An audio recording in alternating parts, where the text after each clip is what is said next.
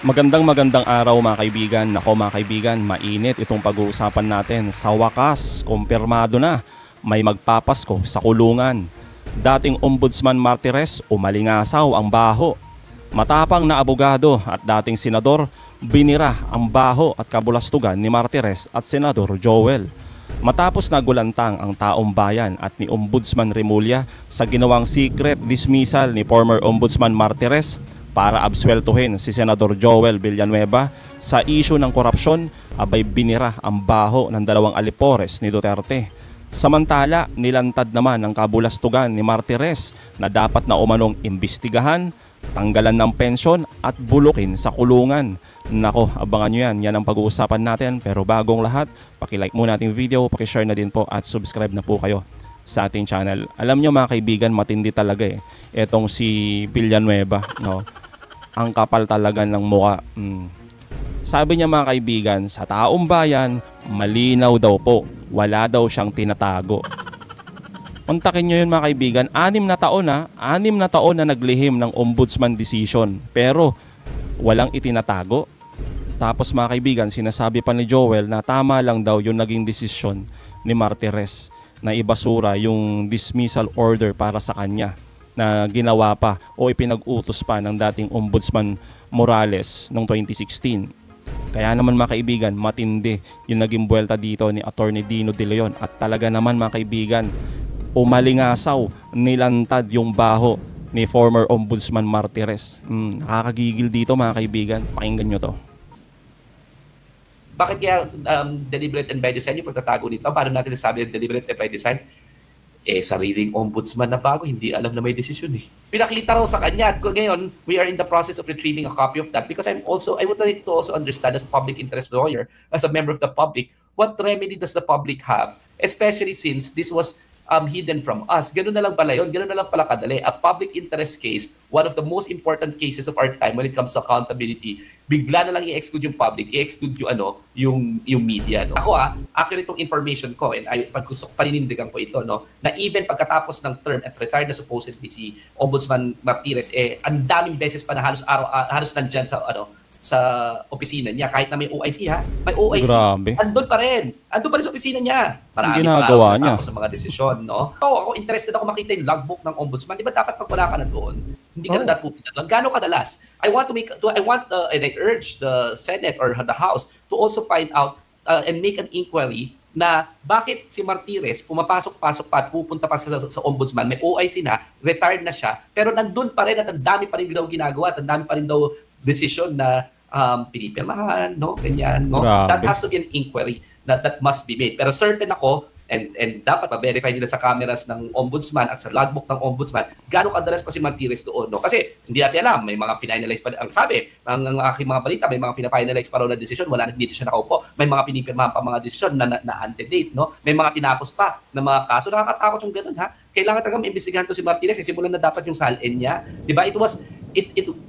What this decision proves is that it wasn't only the SALED that was not transparent. It's everything in the ombudsman, in the office of the ombudsman, ever since Martires assumed office, no? And that was a deliberate and by design action. Yung Memorandum Circular number 1, his first act was against transparency. And everything in the office of the ombudsman appears to be hidden from the public deliberately by him, including orders like this, which is supposed to be a public interest case. Di ba? Paninindigan ko to until the end, di ba? Kailangan may logbook yung security doon, may mga cameras doon, gaano siya kadalas pumapasok doon, ba't nandun pa siya, no? Noong mga panahon na yon. And is that ethical? Kailangan may rule rin dito, no? May rule din kung bakit, kung tapos na yung termino mo, mag-pack up ka na in leave. You shouldn't be there acting as if you're still the ombudsman. Nandun pa sa opisina niya. Hindi naman nag-assume yung OIC doon sa opisina niya Ang tagal niya pa doon sa opisina niya. An inquiry must be made on why is it that he spent so much time in his office despite the fact that his term has already ended. In his physical office, and he's still, finishing a lot of stuff now. Kakahiya, di ba? Ganun ka-secret ito, Ganun ka-secret ito. Ako, nagagalit ako Anong klase? Di ba? Dapat nga hindi pumayag si Ombudsman Boying Remulla na Tama. pati siya hindi niya alam, yung publiko hindi alam, there has to be something that must be done here. Not just institutional changes, but this case in particular. No? Hindi pwedeng ginanon yung publiko, hindi pwedeng ginanon yung ombudsman, hindi pwedeng ginanon yung media. No? Hindi pwedeng suffer na naman yung transparency, which is very characteristically Martires' term as an ombudsman. The transparency always suffers. Not just in SALN, but now it shows even yung decision-making process ng ombudsman.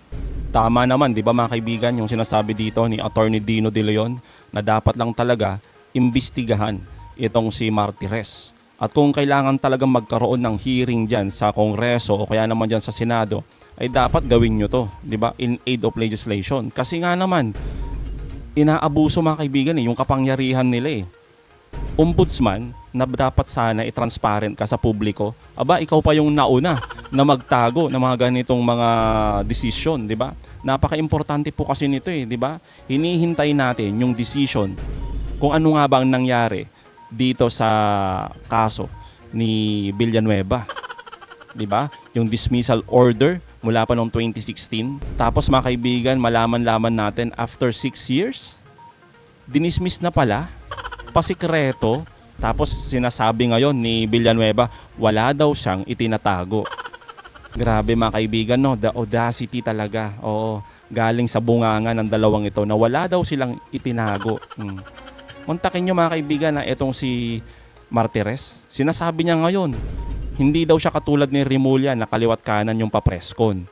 Siya daw, ginagawa niya lang daw yung trabaho niya. Talaga ba? Kaya naman mga kaibigan, binira ni dating Senador Gordon itong mga pinagsasabi ngayon ni Villanueva at itong ginawa na ginulat tayong lahat, itong kabalbalan na ginawa ni Ombudsman Martires. Eto mga kaibigan.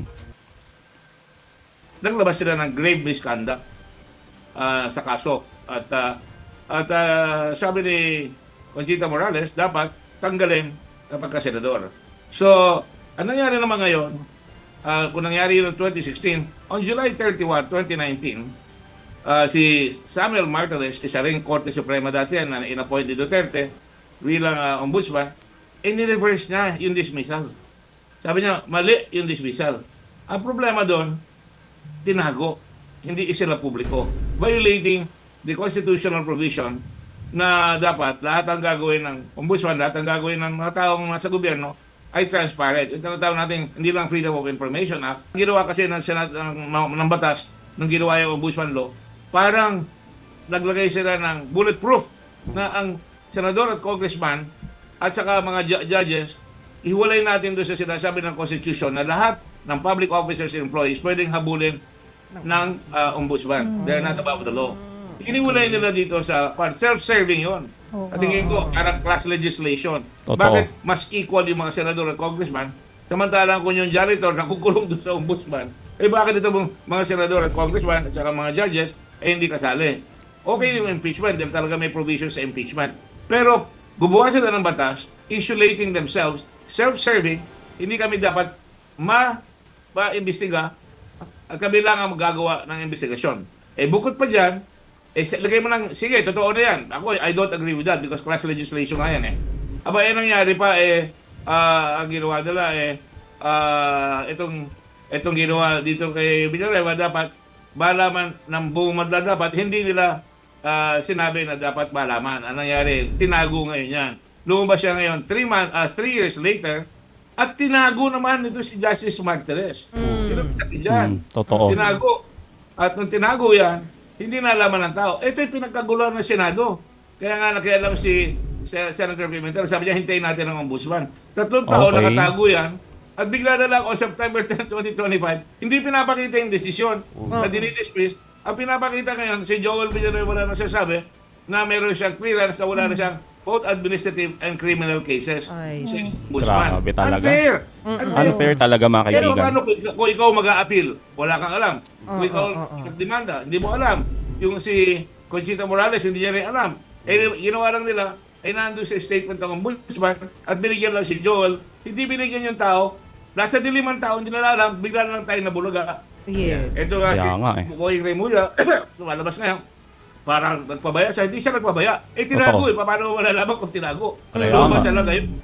Dahil nalaman na nila na nung uupo na si Boying, on September 2025, uupo si Boying, lumabas ng October 7, and appoint si Boying. September 10, biglang lumabas yung clearance ni Villanueva. Halatang-halata. Halatang-halata.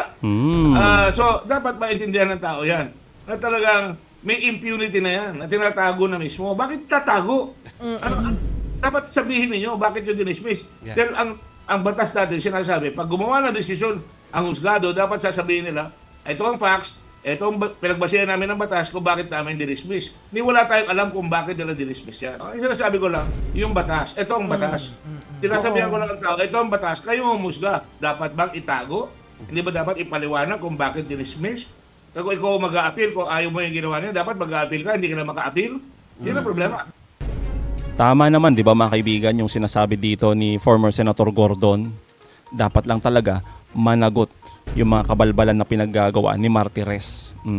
At syempre mga kaibigan, tama din itong sinabi ng ating senador na kung ikaw, si Joel Villanueva, na sa tingin mo, in good faith mga kaibigan, na-dismiss yung kaso mo, hindi mo ba isasa publiko ito? Kasi nga itong issue na ito napaka-controversial nito. Ikaw ba naman nasampalin, nasangkot ka sa Napoles scam nung ikaw pa ay isang congressman. Tapos may dismissal na pala. Pinaburan ka ng isang ombudsman Martires na talagang makadigong, maka-Duterte. Hindi ka ba proud niyan? Hindi ka ba magsasaya niyan, magse-celebrate? Mr. Joel Villanueva? Utang na loob talaga, Joel Villanueva. Ginagawa mong tanga at bobo yung mga kababayan mo 'Di ba? Napakasimple lang naman. 'Di ba? Ikaw na mayroong dismissal order ng 2016. Nakalusot ka. Ngayon, dismiss nung 2019. Hindi ka man lang naging proud sa naabot mo, sir. 'Di ba? Hindi mo man lang isinapubliko ito. Talagang itinago ninyo. Tapos ngayon, sasabihin mo sa amin, wala kang itinatago. Talaga ba? Siyempre mga kaibigan, to the rescue. Itong si Samuel Martires. Ang sabi niya, Senator Joel Villanueva was dismissed from the service in a decision issued by Ombudsman Morales. He filed a timely motion for reconsideration which I granted and reversed the decision of Ombudsman Carpio Morales. Correspondingly, the two cases against Villanueva were dismissed. Galing, no, mga kaibigan? Ngayon lang nila sinasabi to. Bakit kaya? Ang nakakapagtaka dito, mga kaibigan, kung pansinin nyo, yung sinabi niya dito na he filed a timely motion for reconsideration. Kasi lumalabas dito, kung ganito yung nangyari, abay mukhang planado. Halatang halata di ba mga kaibigan? Ito yung sinasabi ni former Senator Gordon Halatang halata Di ba? Ikaw ba naman na binigyan ka ng decision noong 2016 tapos naisipan mo lang mag-apila sa panahon na ni Martires after 2 years, 3 years? Ang galing, no, mga kaibigan. Parang alam mo na agad yung sagot na maabsuelto ka. Kaya naman mga kaibigan, sa mga kabalbalang ito ang sagot ng ating bagong Ombudsman Remulla. Ang issue lang naman kasi dyan, transparency lang Totoo. Kasi everybody was asking me about serving the order. And when I was there 2 weeks ago, when my first day in the office, I saw some cases dismissed, but not this case. Ngayon ko lang nakita ito. Hindi naman nilabas sa akin kagad yan. Pero sir, dapat ba nasa record siya? Like, mabilis din dapat Hindi, dapat mabilis sa access yan Hindi kagad na access. Sir, ang sabi May tinatago talaga. Nakita namin kahapon na lang nung may nagdala sa akin ng record pagpasok ko sa opisina after my interview with Karen Davila. Doing that. Pero sir, natuklasan ba yung reason bakit ngayon lang nag-service? Bakit kahapon? Hindi rin na malinaw. Kasi nga, gano'n ang patakbo ng opisina dati. Grabe. Yung marami kasing iba't ibang may mga segregation of tasks. Walang transparency nung araw. Isolated ang bawat unit, hindi sila magkakasama nagtatrabaho. Ngayon kasi binabago natin yung sistema niya. Totoo naman, di ba mga kaibigan, nung panahon ni Martires talaga, walang transparency. Totoo naman, pinagdamot nga sa atin yung salin ni Digong, di ba? At ng mga politiko. At nung panahon na yan mga kaibigan, talagang matindi. Nasa record naman na talaga naman doon bumulusok ang korupsyon. Kasi nga hindi mo na makita mga kaibigan yung salin nila Kaya siguro ayos, kaliwat kanan yung pandarambong. Ay nako talaga. Kasi nga, Ba't hindi alam ng taong bayan? Kahit yung mga tao sa Senado, hindi alam. See? Oo. Diba? Kasama nila rito yan eh. Hindi nila alam yung tungkol sa kaso. Kahit mga senador, hindi alam yan. Karamihan. May public Grabe. interest kasi dyan eh. Pag public interest case, yung binoto ng taong bayan na malaking opisyal, siyempre may public interest dyan. Dapat yan, open talaga ang information. So kung hindi po na isa publiko yun, anong impact nun, sir, sa case? Hindi naman yun. Ang impact nun sa tao. Kasi akala ng tao may hustisya na. Tapos, nagbago. Kaya medyo, siyempre, hindi maganda.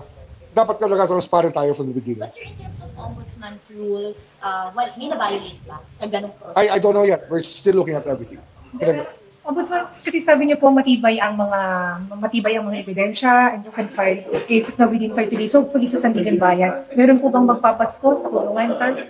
Tingnan natin. Mahirap mangako ng masama ang intensyon. Dapat dyan mabuti ang intensyon natin. Pabilisin natin para yung dapat managot. Hindi tayo magpapakulong kasi gusto lang natin magpakulong. Malihulong. Tama. Dapat po dyan, magpapakulong tayo nang dapat makulong. Tama naman. Timeline, sir. Kaya yan. Sisikapin natin. Kaya pong makapagpakulong by December. Yung sa RTC, mabilis na yun. Yung sa Nice. RTC na kaso, open shot yun, tingin namin. So, mas mabilis yun. Pero niyan, at marami pa mangyayari. Tama naman mga kaibigan, itong sinasabi ni Ombudsman Remulla na dapat talaga ay may managot dito. At kailangan kung magpapakulong tayo dahil sa ebidensya, hindi dahil sa magpapakulong tayo dahil galit lang tayo sa isang tao o kaya naman sa isang politiko. At napakaganda mga kaibigan yung sinasabi niya na may magpapasko sa kulungan. Inaabangan talaga natin yan eh. Kaya naman mga kaibigan sa mga nagsasabi no, na kung po pwede daw na ni-reverse yung decision regarding nga dito kay Villanueva nung panahon ni Ombudsman Martires, dapat din daw ay kaya niya. Hindi ho pwede yun eh. Hindi ho, yung pangit din po yan. Delikado mga kaibigan. Isipin nyo, pag ginawa yan ni Ombudsman Boying Remulla, i-reverse niya yung naging decision ni Martires. Paano naman mga kaibigan kung matapos yung termino ni Remulla at kaalyado ni Villanueva naman yung bagong ombudsman? Di ganun din, di ba? I-reverse ulit. So hindi na natapos. Kaya yung sinasabi niya mga kaibigan, kailangan talagang tignan kung ano yung tamang proseso para hindi na maulit yung mga ganitong kabalbalan. At dapat lang talaga may managot. Kaya nga sinasabi niya dito mga kaibigan, iimbestigahan lahat. Pati ito si Martires. Kasi kung mapatunayan mga kaibigan, napakaganda nito. Na tanggalan ng pensyon at bulukin talaga sa kulungan mga kaibigan. Kaya naman mga kaibigan, yung sinasabi ngayon ni former Senator Trillanes din na nung panahon ni Duterte, na magkasamang Duterte, Bongo, di ba? Yung mga yan sina Ombudsman Martires, sila daw yung nagtayo ng ganitong sindikato. Yung talagang lahat ng kabalbalan mga kaibigan, makikita mo talaga nung panahon ni Duterte. Yung mga Diskaya na yan, yung mga Alcantara, at kung sino-sino pa mga kaibigan na talagang sangkot sa mga flood control scam, sa mga Pogo, at kung ano-ano pa dyan sa Parmali. Talagang panahon at ang utak daw dyan ay si Digong. Kaya naman, ang sabi ni DPWH Secretary Vince Dizon, sina Alcantara, Hernandez at yung iba pa, kasama na dyan sina Sara Diskaya, linggo na lang ang binibilang dyan. Sa kulungan na sila magpapasko. At again mga kaibigan, sana lang din ay may mga politiko din na kasama nila nahihimas ng rehas. So mga kaibigan, anong masasabi nyo patungkol dito? Comment down below. Again mga kaibigan, huwag nyo kalimutan, i-like at i-share itong mga videos. Hanggang sa muli, kita-kita ulit tayo mga kaibigan.